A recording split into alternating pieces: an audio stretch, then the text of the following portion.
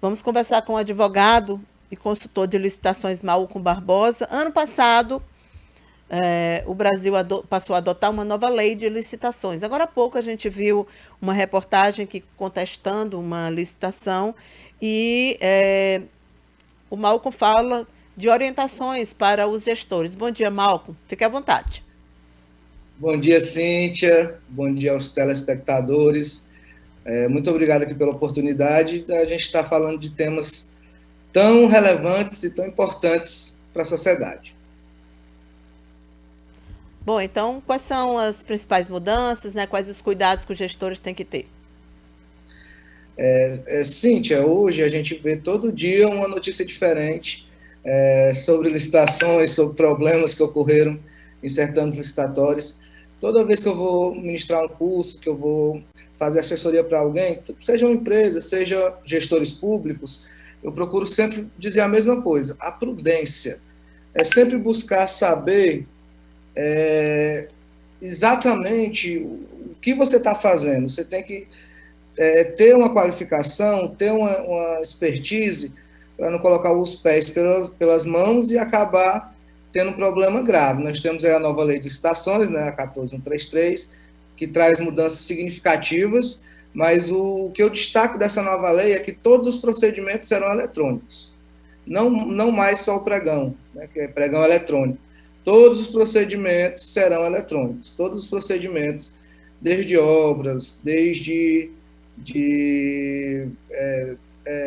concorrências, enfim, tudo que se for licitar, até mesmo as dispensas, serão eletrônicas, ou seja, tudo estará aí ao escrutínio da sociedade, estará em tempo real para qualquer pessoa. Então, os gestores, os empresários, eles têm que se precaver e se preparar para essas mudanças que ocorrerão.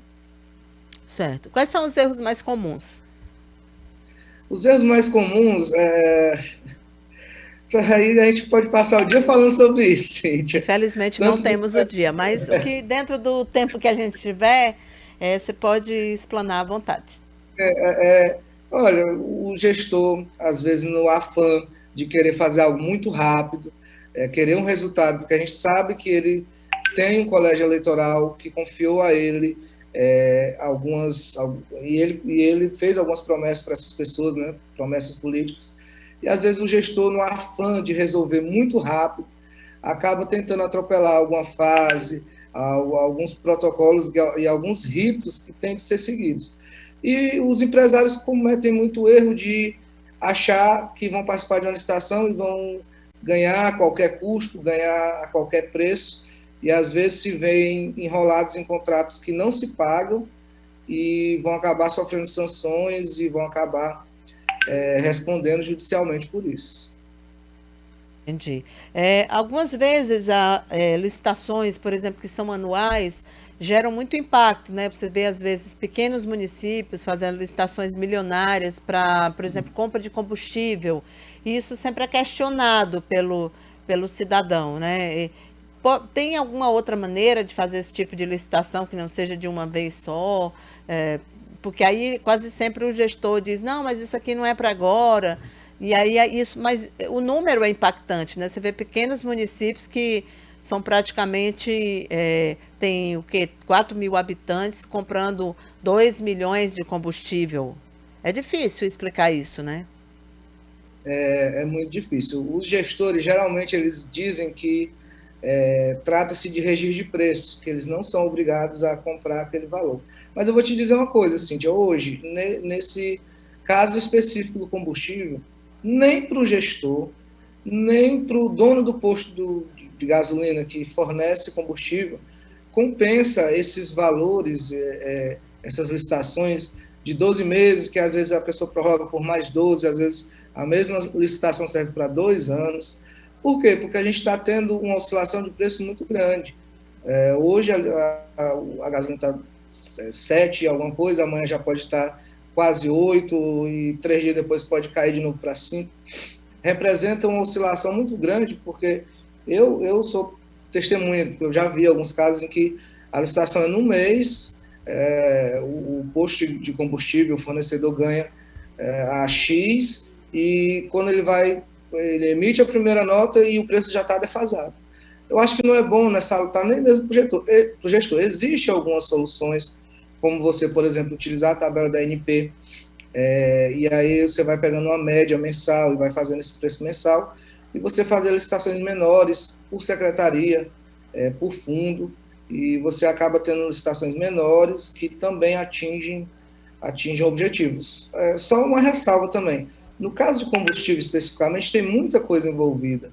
Tem ambulância, tem os carros, que a gente chama de frete, que nos interiores eles chamam de frete, mas que é uma locação de veículos por diária ou por hora, rodada, que trazem enfermos. Tem toda a estrutura administrativa, então tem muita coisa envolvida no combustível. Lembrando que há 5 anos, 6 anos, o combustível era R$ 2,90, né? Hoje a gente está aí beirando, em muitos casos, quase os R$ 9. Tem essa oscilação muito grande. Entendi. Mas de qualquer maneira, hoje a gente vive uma nova orientação, né? A gestão moderna, ela tem que primar, sobretudo, pela economia, né? Pela a boa condução dos recursos públicos. E mesmo com essa lei de licitação, essa nova lei de licitação, acredito que deva ter desburocratizado, que é uma das maiores reclamações, né, dos gestores.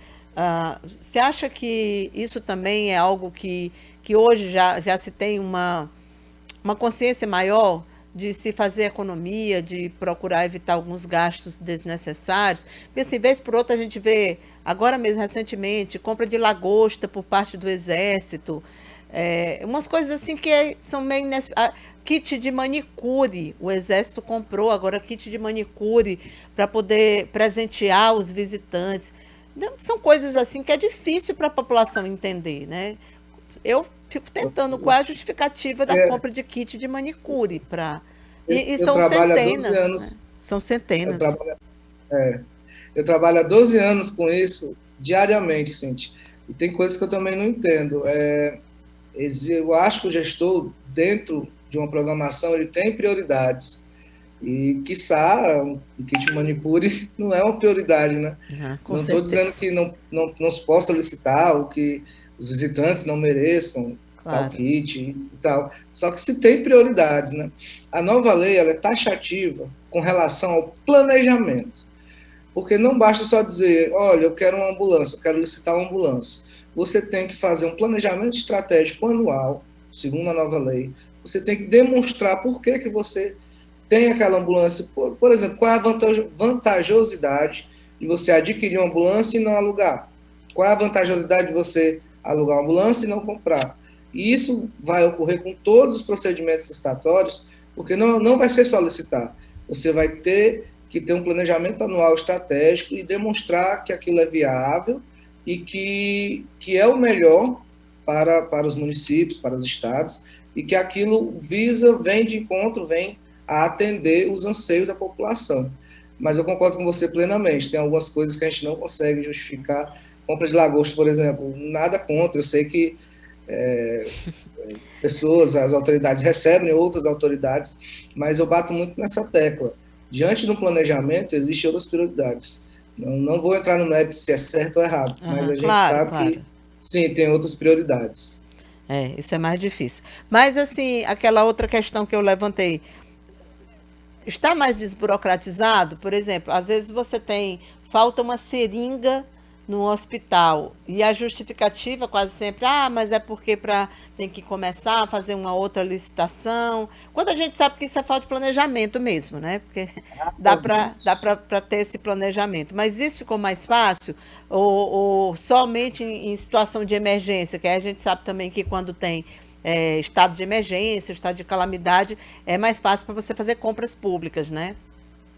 O que acontece, Cíntia, com a nova lei, que eu expliquei anteriormente, o planejamento ele passa a ser uma fase da licitação, porque antes não era. Você Certo. tinha uma justificativa e você ia lá e licitava. Mas, por exemplo, hoje, quem já está utilizando a nova lei, a 14133, se acontece isso no mês de junho, julho, faltou seringa, faltou medicamento, ele vai responder por isso, Por quê? Porque ele deve ter um plano estratégico, ele deve ter um planejamento de licitação e ele deve ter uma quantidade que supra o que ele realmente quer, porque hoje o TCE, o TCU, ele é pacífico, ele tem jurisprudência super tranquila com relação ao que você falou, que chama-se emergência fabricada, que é você deixar uma situação chegar a tal ponto em que você não tem outra escolha a não ser fazer uma dispensa emergencial e, de novo, não entrando no mérito, mas se pode ter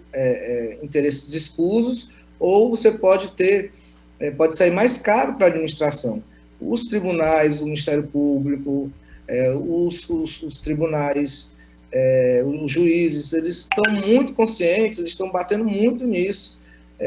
Se você pesquisar hoje emergência fabricada, você vai encontrar 1 milhão de matérias, 1 milhão de decisões e 1 milhão de ações de probidade e, em certos casos, algumas pessoas indo aí perdendo o mandato, empresários sendo presos por conta disso. A nova lei vem para acabar com isso. Existe o planejamento estratégico que agora faz parte da licitação e, caso não tenha, o gestor responde por isso e, em alguns casos, o empresário solidariamente. Tá certo. Malcolm, muito obrigada pelas explicações. 8h40. A gente agradece aqui a sua participação. Eu que agradeço, Cíntia. Muito obrigado. Estou sempre às ordens. Obrigada.